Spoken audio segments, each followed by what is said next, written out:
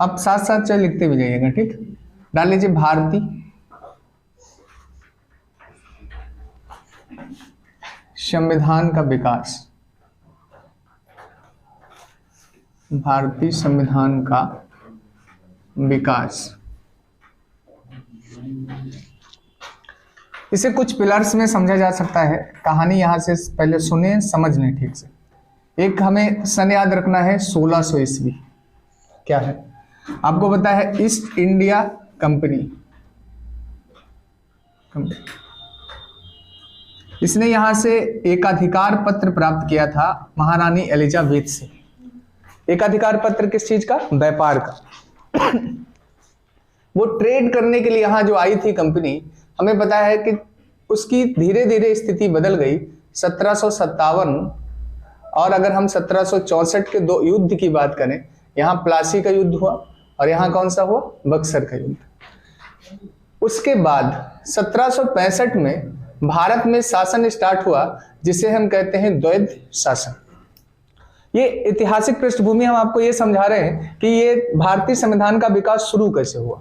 तो 1600 में British company आई, उसने व्यापार का एकाधिकार प्राप्त हुआ। धीरे धीरे वो राजनीतिक हस्तक्षेप करने लगी। 1757, 1764, 1765। 1765 में उसने कुछ क्षेत्रों की दीवानी प्राप्त कर ली। दीवानी का मीन्स यहां पर रेवेन्यू वसूलने से है, और शासन भी करने लगी। तो कहते हैं यहां द्वैध शासन चला। लेकिन बहुत एक समझने वाली बात है जो हम एक्सपेक्ट आपको डिस्कस करना चाह रहे हैं कि ब्रिटिश ईस्ट इंडिया कंपनी को रेगुलेट करने के लिए जो एक्ट आए हैं, वही एक्ट हमारे किसका आधार बनेंगे? संविधान के विकास का। और वो एक्ट जो आए तो वो क्यों आए, अगर संक्षेप में कहा जाए तो पहला क्वेश्चन उसमें यह है कि वो एक्ट क्यों आया। ब्रिटिश ईस्ट इंडिया कंपनी से ने ब्रिटिश सरकार से यह कहा कि हमारी आर्थिक मदद करो। तो उनसे एक क्वेश्चन ये किया गया संसद में कि जब वहां से धन ऑलरेडी इतने समृद्ध क्षेत्रों से मिल रहा है, तो तुम्हें धन की आवश्यकता क्या है? तो उन्होंने कहा कि नहीं, कंपनी निरंतर किसमें चल रही है? घाटे में। और स्थिति भी ऐसी थी, कंपनी घाटे में चल रही थी। क्यों? 1967 में आपने सुना होगा कि मैसूर का युद्ध हो रहा है, मैसूर में हैदर अली के साथ। यानी ब्रिटिश ईस्ट इंडिया कंपनी इस दौरान कई युद्ध लड़ रही है, और उन युद्धों की वजह से कंपनी निरंतर किसमें जा रही है? घाटे में। और जो कर्मचारी वगैरह हैं, वो आपको पता है निजी व्यापार पर बहुत फोकस कर रहे हैं, वो कंपनी के व्यापार पर ज्यादा फोकस नहीं कर रहे हैं। तो दूसरी स्थिति क्या बनी है? एक तो युद्ध लड़ रहे हैं, दूसरा निजी व्यापार पर ज्यादा केंद्रित हैं और सामूहिक व्यापार पर कम केंद्रित है। तो दो स्थितियों की वजह से कंपनी किसमें जा रही थी? घाटे में। तो ब्रिटिश सरकार ने यह कहा कि हम तुम्हें पैसा तो देंगे, लेकिन उसके बदले हम आपको अब रेगुलेट करेंगे। तो ब्रिटिश सरकार ने उसी के रेगुलेशन के लिए जो सबसे पहले नियम बनाए हैं, वही हमारे किस रूप में सामने आ रहे हैं? एक्ट्स के फॉर्म में। तो अब अगर इसे आपको समझना है, कुछ लिखना चाहते हैं इसमें से?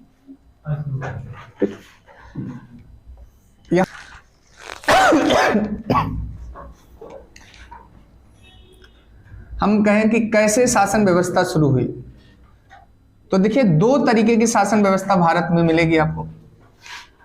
एक कंपनी का शासन,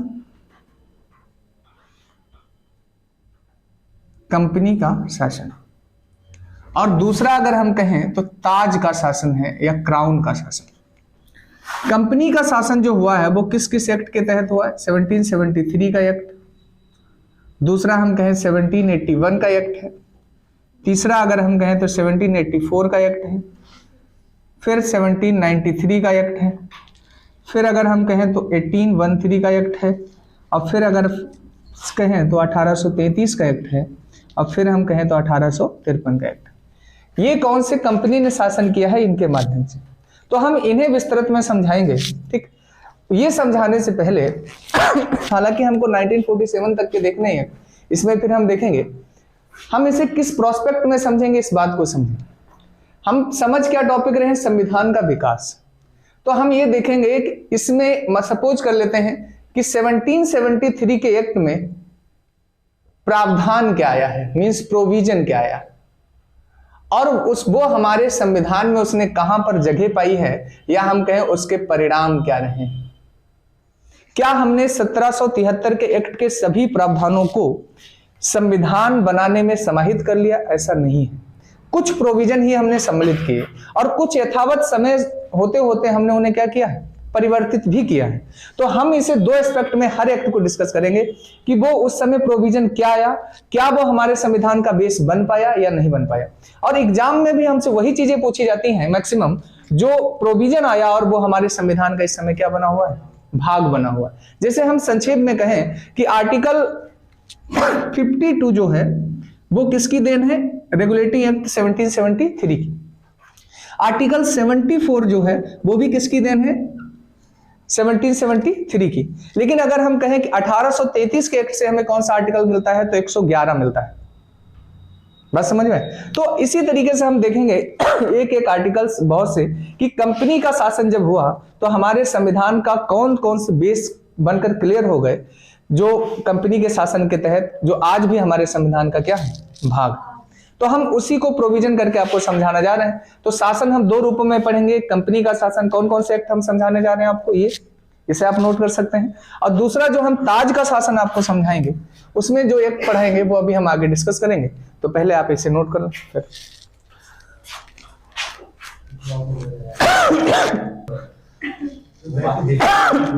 हम देख के एडिट कर देंगे। रफ कर। तो आप हेडिंग बना लें 1773 का रेगुलेटिंग एक्ट, 1773 का रेगुलेटिंग एक्ट।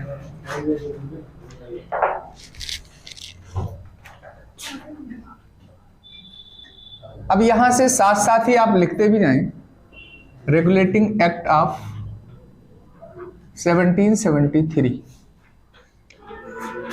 और मैं जिस प्रोविजन में से समझाना चाहता हूं आप उसे उसी बेसिस पर समझें। जैसे मैंने कहा था कि एक पहला पिलर हम लोग ये समझ लें कि इसमें प्रावधान क्या है, दूसरा अगर हम ये समझ लें कि इसके परिणाम क्या रहे। अगर इन दो डायमेंशंस को, और कुछ ऐसे भी एक्ट मिलेंगे उसमें कुछ अदर इंफॉर्मेशंस भी हमें मिलेंगे। जैसे हम पहली बात कहें तो इसमें पहला हमें मिलता है कि जो गवर्नर था वो बन गया है गवर्नर जनरल, समझे।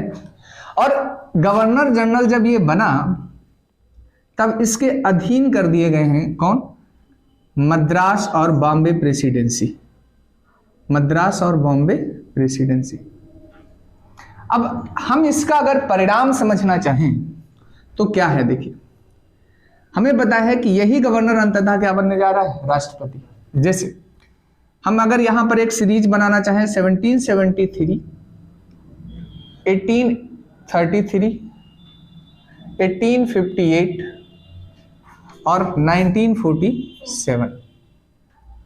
तो देखिए इस एक्ट में हमने देखा कि वो गवर्नर जनरल ऑफ बंगाल बना है।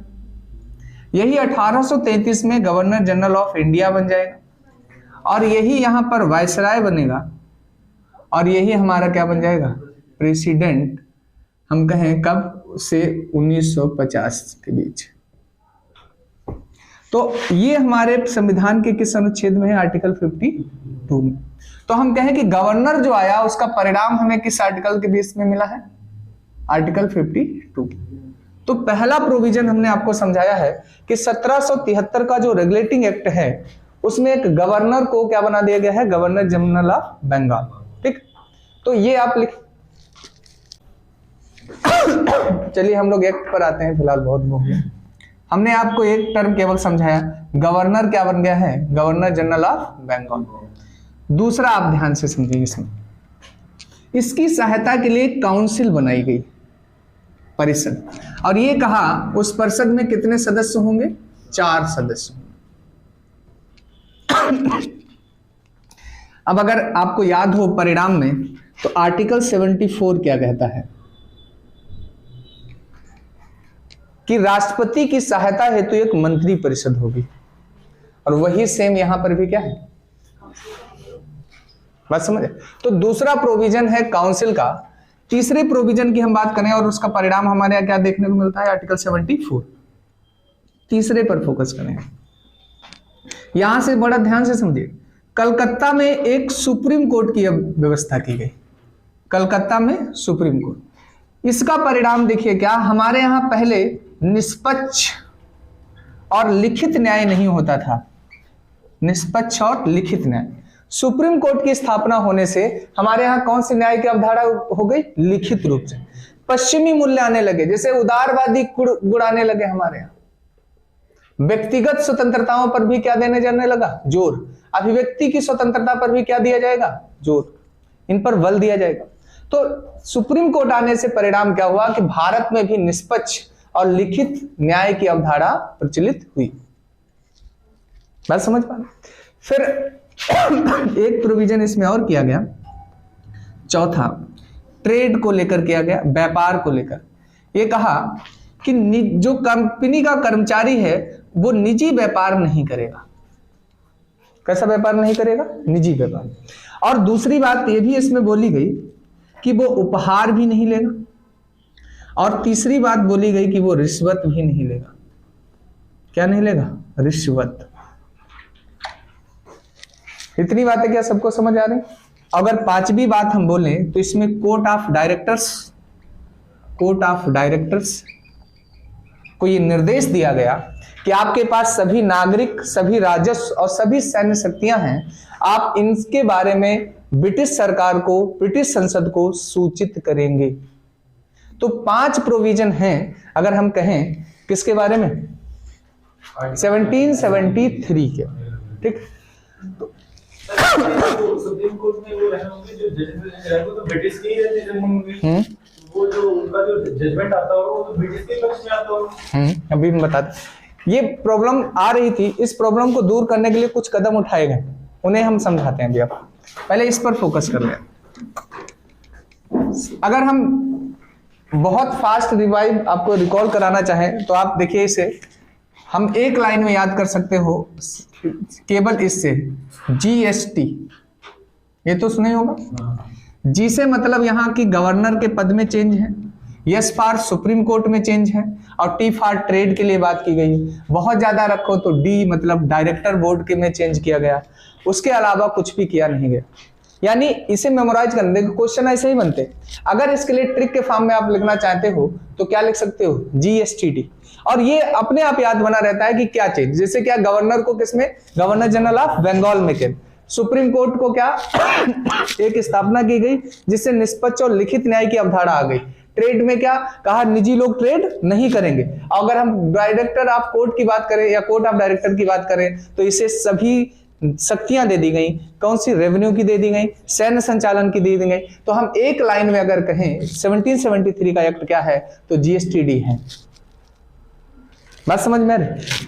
दूसरी अगर और हम इसमें एक चीज स्पष्ट करें, जो क्वेश्चन अगला पूछ रहे हैं आप कि जज जो है वो तो ब्रिटिशर्स के ही, ब्रिटेन के ही हैं। इसी का सलूशन दिया गया है एक्ट ऑफ सेटलमेंट 1781 में, 1781 में। ठीक है, तो अगले एक्ट में अभी हम ये बताते हैं, तो आप उसे संक्षेप में लिख लीजिए, फिर हम आगे कंटिन्यू करें।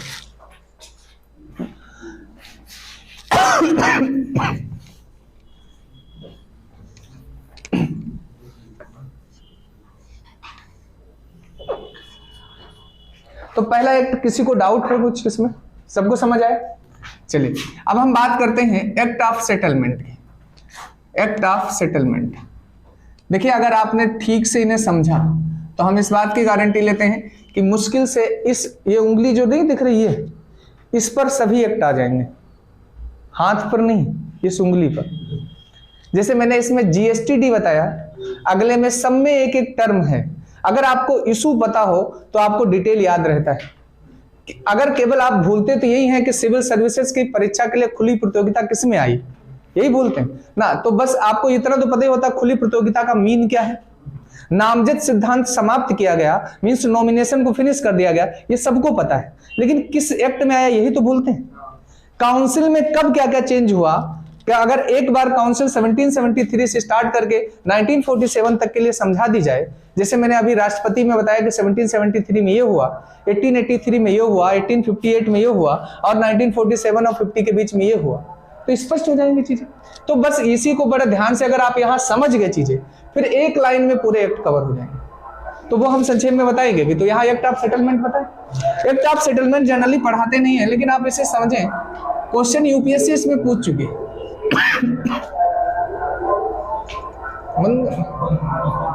तो हम एक्ट ऑफ सेटलमेंट 1781 बताना आपको चाहते थे। इसमें अगर हम कीवर्ड के रूप में देखें तो सबसे पहला जो चेंज आया वो विधायिका में आया, लेकिन ये पूरी विधायिका की बात नहीं, कलकत्ता की जो विधायिका है उसमें। समझ क्या कहा गया? इसके लिए शॉर्ट में बीबीयू करके चाहे याद रखो। बी फॉर पहला बंगाल, फिर क्या है बिहार, और फिर क्या है उड़ीसा। कहा कि जो कलकत्ता प्रेसिडेंसी के लिए विधायिका है वो कानून बनाएगी बिहार, बंगाल के लिए भी, बिहार के लिए भी, उड़ीसा के लिए। ये प्रोविजन आज तक पूछा नहीं गया, बस मैंने इंफॉर्मेशन के बेस पे बता दिया। दूसरा जो एक बहुत बार पूछा गया वो समझना, ये कहा गया कि जो कंपनी के कर्मचारी हैं, ये बहुत इंपॉर्टेंट पॉइंट, ये पूछा जा चुका है। कंपनी के जो कर्मचारी हैं, आपके क्वेश्चन का आंसर भी है इसमें।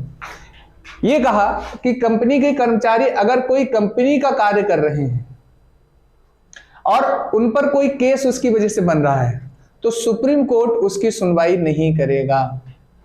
यानी काउंसिल और हम किसके बीच कहें, कर्मचारी के, कंपनी जो है, कंपनी के कर्मचारी हैं, उनके बीच पृथक्करण कर दिया गया।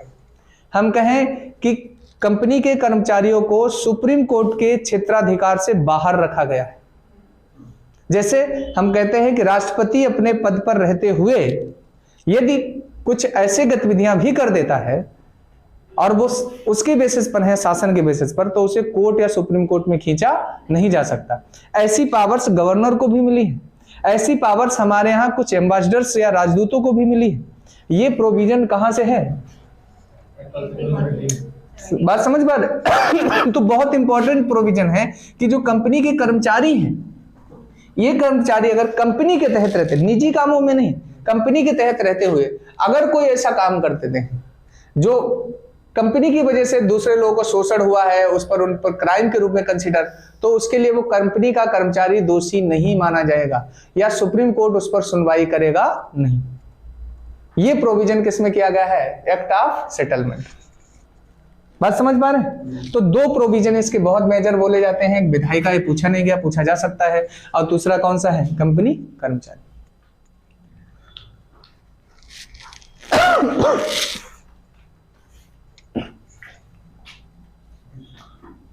लिख ले।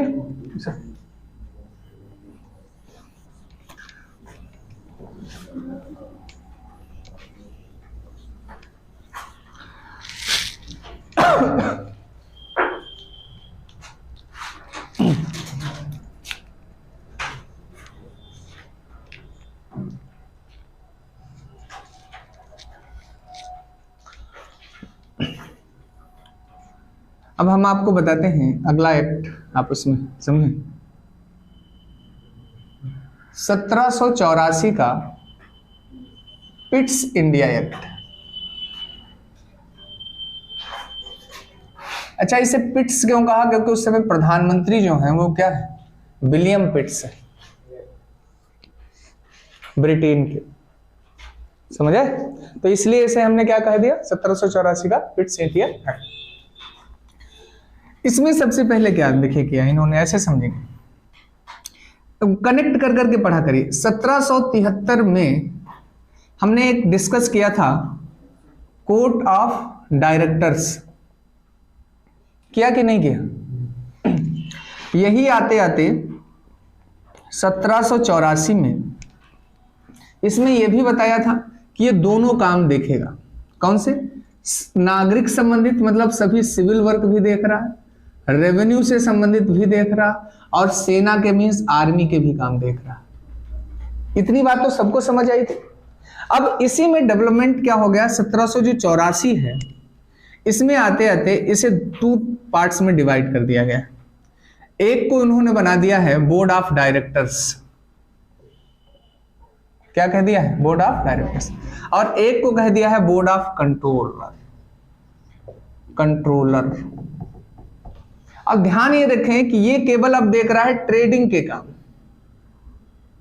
मतलब वाणिज्यिक संबंधित मॉनिटरिंग ये कर रहा है, ट्रेड मॉनिटरिंग ये करेगा, वाणिज्यिक काम ये देख रहा है, और ये कौन से देख रहा है, राजनीतिक गतिविधियां, पॉलिटिकल काम देख रहा है।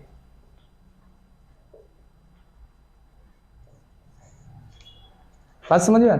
तो पहला प्रोविजन अगर हम बात कहें 1784 का क्या है कि बोर्ड ऑफ डायरेक्टर्स और बोर्ड ऑफ कंट्रोलर, समझे? दूसरा चीज, इसी एक्ट में यह परिभाषित किया गया कि ब्रिटिश क्षेत्र कौन कौन से हैं। ब्रिटिश क्षेत्र, या हम कहें ब्रिटिश टेरिटरीज कौन से हैं, ब्रिटिश अधिपत्य के क्षेत्र पहली बार इसमें प्रयोग किया गया है।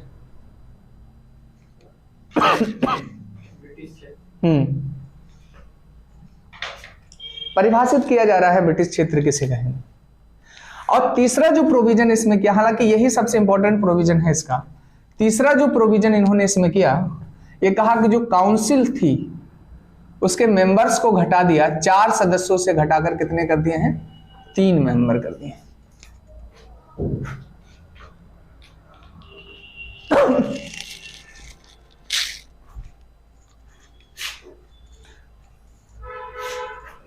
तो ओवरऑल आपको ये इतनी बात क्या समझ में आ रही?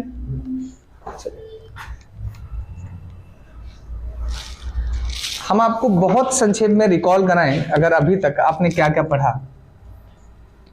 1773 में मैंने बताया था, आप इस तरीके से याद रख सकते हैं, GSTD।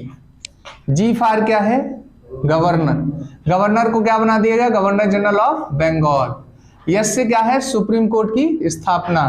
टी से क्या है, ट्रेड, ट्रेड पर किसके, निजी लोगों के ट्रेड पर क्या कर दिया, प्रतिबंध। और इसे जो डायरेक्टर बोर्ड है, कोर्ट ऑफ डायरेक्टर, उसे सभी पावर्स दे दी। अगर हम कहें कि 1781 में आपने क्या पढ़ा, तो एक प्रोविजन जरूर याद रखिए, जो कंपनी के कर्मचारी हैं उन्हें कहा गया कि वो सुप्रीम कोर्ट के क्षेत्राधिकार में आएंगे नहीं, ठीक है। और 1793 की अगर हम बात करते, 84 की बात करते हैं, तो 84 में हमने 3 बातें सीखी हैं। एक तो जो डायरेक्टर बोर्ड था पहले का, उसी को हमने 2 में कन्वर्ट कर दिया है, एक बोर्ड ऑफ डायरेक्टर में और एक इसमें बोर्ड ऑफ कंट्रोलर। इसे डायरेक्टर को हमने क्या, व्यापारिक काम दे दिए हैं, वाणिज्यिक संबंधी कार्य दे दिए हैं, और बोर्ड ऑफ कंट्रोलर को कौन से काम दे दिए हैं, राजनीतिक या पॉलिटिकल काम दे दिए। दूसरा, ब्रिटिश क्षेत्र की बात हमने इसमें कर दी है, और काउंसिल में जो सदस्य 4 थे वो घटा के हमने कितने कर दिए हैं, 3 कर। इतनी बातें हमने यहां तक आपको बताई। 1793 का कोई इंपॉर्टेंट प्रोविजन हमने लिया नहीं है, किसमें, अपने संविधान, इसलिए हम इसे अभी पढ़ेंगे भी नहीं, क्योंकि इतिहास में ये पढ़ाया जाएगा, ठीक है। अब अगला जो हम लोग पढ़ेंगे एक्ट, वो डाल 1813 का चार्टर एक्ट।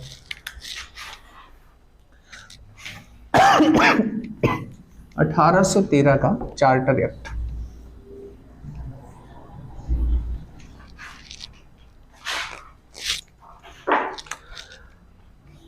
चार्टर एक्ट समझना है यहां पर। इसमें सबसे पहला काम क्या किया, देखिए हम संक्षेप में कहें तो जो व्यापारिक एकाधिकार था हमारा, उसे हमने क्या कर दिया है, समाप्त कर दिया। किसे समाप्त किया है, व्यापारिक एकाधिकार। जैसे हमें पता है ईस्ट इंडिया कंपनी को ही एक अधिकार मिला था कि आप ही जाकर क्या करेंगे, पूर्व देशों में व्यापार करेंगे। इस व्यापार को हमने क्या कर दिया, समाप्त कर दिया। दूसरी अगर हम बात करें, इसमें जो एकाधिकार था वो समाप्त किया, 2 चीजों पर छोड़ दिया था एक अधिकार, एक चाय पर और दूसरा चीन के साथ। किसके साथ, चीन के साथ। तो ये तो हमने किस में चेंज कर दिया, राइट्स में। हम कहें कोड वर्ड में हमने किस में चेंज किया है, आर में, ठीक है, एकाधिकार को लेकर। फिर दूसरा अगर हम कहें तो प्रोविजन हम लेकर आए शिक्षा को लेकर। कहा 1 लाख रुपए वार्षिक खर्च किया जाएगा, किसके लिए, शिक्षा के क्षेत्र में। तीसरा इसमें प्रोविजन हम जो लेकर आए हैं वो ईसाई मिशनरियों को हमने क्या दिया है, प्रवेश दिया है, तो ये लेकर आए, ठीक। और अगर हम चौथी की बात करें अन्य कंपनियों को भी हमने ट्रेड करने की क्या दे दी है, अनुमति दे दी। बस समझ। तो इसके लिए इसीलिए हम लोग याद रखते हैं RTEC या RECT, रेक्ट मतलब क्या है, राइट, एजुकेशन, क्रिश्चियनिटी और ट्रेड की बात की गई।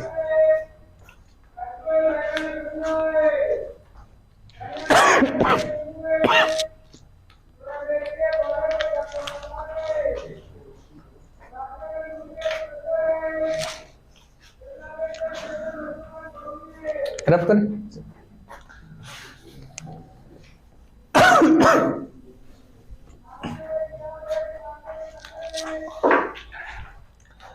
अब अगला जो एक्ट है वो 1833 का एक्ट है, इसे भी चार्टर एक्ट 1833 कहते हैं। ठीक, इसके लिए एक बात याद रखना, इसमें हमने सबसे ज्यादा अगर किसी चीज पर फोकस किया है तो वो विधि निर्माण पर किया है। किस पर किया है, विधि निर्माण। हालांकि पहले कुछ बातें हम बता दें आपको, जो गवर्नर जनरल ऑफ बंगाल था उसे हमने कह दिया है गवर्नर जनरल ऑफ इंडिया, और पहले व्यक्ति बने हैं जिनका नाम है विलियम बेंटिक। बस समझ पा, तो पहले गवर्नर जनरल ऑफ इंडिया कौन बन गया है, विलियम बेंटिक। ठीक, दूसरी की अगर हम प्रोविजन की बात करें यहां पर जो काउंसिल है, इसमें हमने अभी आपको बताया था कि 3 मेंबर बचे थे, पीछे एक कम कराया था, उसमें एक नया मेंबर हम ले आए और ये मेंबर जो है वो विधि सदस्य है, लॉ मेंबर हम कहें, विधि सदस्य, और इसे हमने पूर्ण कार्यकालिक दर्जा दिया है। और यहीं से इसी के अब नेतृत्व में कौन सा आयोग बनना है, विधि आयोग। और इस काउंसिल को इसके चक्कर में बहुत सी पावर्स दे दी गई हैं, समझे। जैसे ये कहा गया कि अब कोई भी विधि निर्माण होगा तो उस पर इसकी सलाह भी ली जाएगी। बात समझ में। तो काउंसिल में हमने बहुत बड़े चेंज किए, गवर्नर में हमने चेंज किए। मेन फोकस हम इसका किस में रखते हैं, विधि में। कुछ और भी चीजें हमने यहां पर की।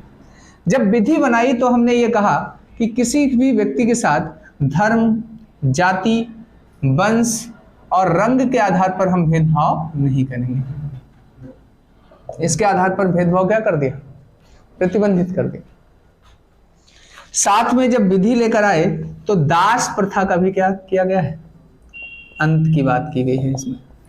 5वां अगर हम कहें तो खुली प्रतियोगिता के लिए सिफारिश की गई सिविल सेवाओं में, लेकिन ये दोनों प्रोविजन लागू नहीं हो पाए, ना धर्म, जाति, वंश और ना खुली प्रतियोगिता सिविल सर्विसेज में, क्योंकि इसका विरोध कर दिया गया।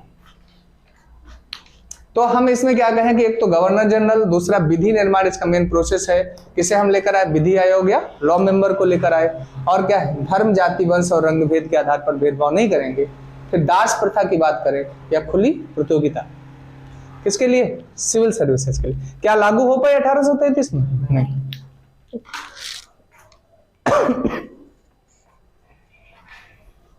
अरे लिख लिया सिवन, रफ कर दे।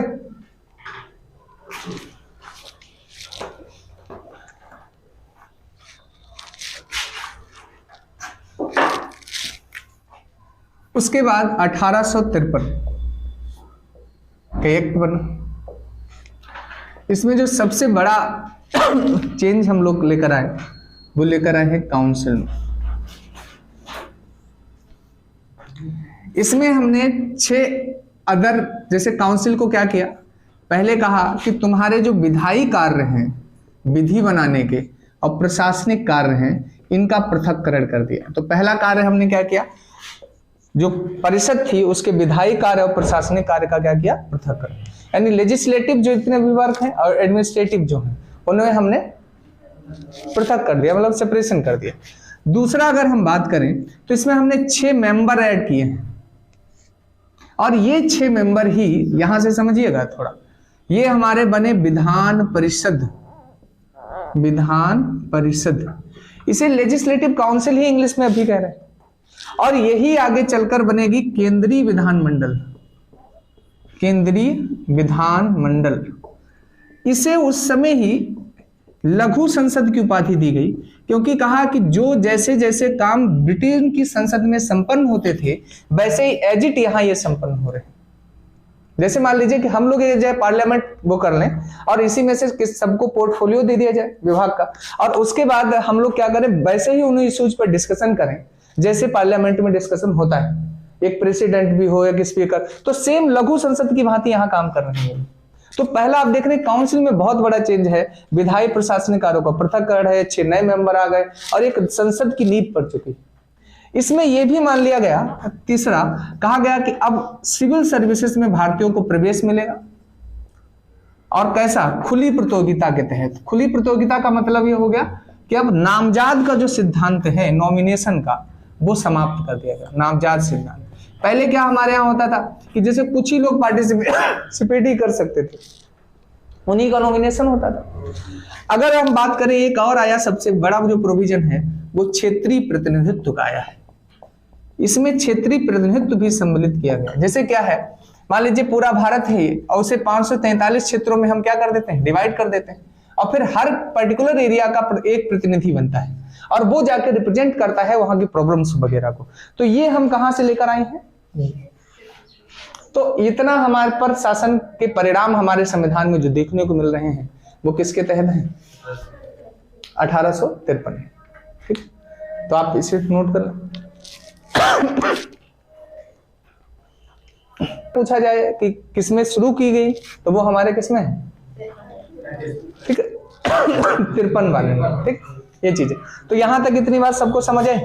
ठीक, तो कंपनी के ताज के शासन से हमारे संविधान में इतना डेवलपमेंट हुआ है। यहां तक अगर आपको सब कुछ क्लियर है तो इन्हें 2 मिनट में हम कैसे रिकॉल कर सकते हैं पूरे एक्ट को, हम वो आपको समझा दें। जैसे आप ऐसे लिख लीजिए, कंपनी के शासन के लिए मैंने एक्ट आपको ऐसे बताए हैं कि कौन कौन से हैं, 1770, फिर दूसरा कौन सा बताया 1781, फिर कौन सा है 1784, फिर 1793, फिर 1813, फिर 1833 और फिर कौन सा 1853। इसके लिए मैंने आपको 3 बात बताई कि इन पर ही बात की गई है, जीएसटीडी पर। जी मतलब गवर्नर, गवर्नर को क्या, governor general of Bengal. Yes मतलब इसे पावर्स दे दी गई, ठीक है। इसमें केवल कर्मचारी जो हैं वो सुप्रीम कोर्ट के क्षेत्राधिकार के अंतर्गत नहीं आए।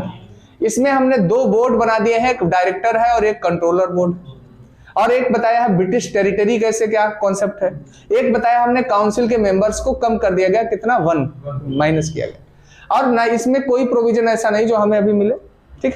फिर दूसरा 18 में हमने इसके लिए बताया RECT, आपको याद रखना है, राइट्स मतलब एक अधिकार को समाप्त किया गया।